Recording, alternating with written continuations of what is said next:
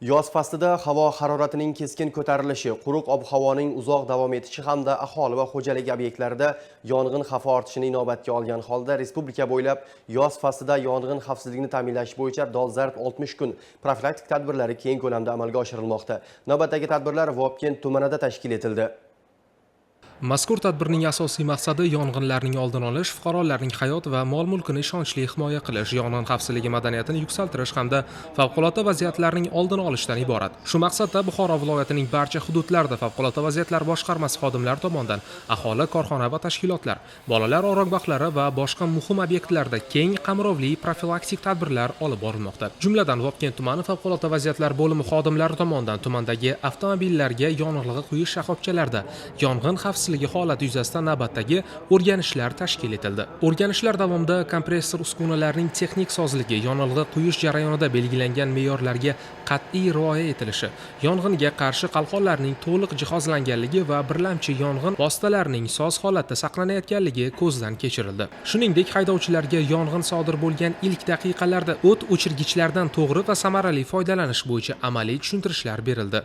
Jumladan ijtimoiy soha obyektlari, tadbirkorlik subyektlari, aholi xonadonlarida elektr uskunalaridan to'g'ri foydalanish, anomal issiqlik sharoitida elektr uskunalarida yuklama yuzaga kelmasligi borasida tushuntirish ishlari olib borilmoqda.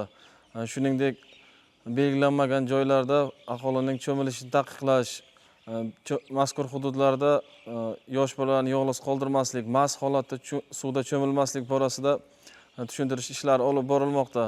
Ushbu tadbirlardan ko'zlangan asosiy maqsad anomal issiq sharoitida aholining xavfsizligini ta'minlash, shuningdek turli xil yuzaga kelishi mumkin bo'lgan portlash, chaqnash kabi baxtsiz hodisalarning oldini olish, insonlarning o'limi bilan bog'liq favqulodda vaziyatlarning yuzaga kelishiga yo'l qo'ymaslik, shuningdek belgilanmagan joylarda hozirgi statistikadan kelib chiqqan holda cho'milishni taqiqlash maqsad qilingan. Shu kuni profilaktik tadbirlar mahallalarda ham davom ettirildi.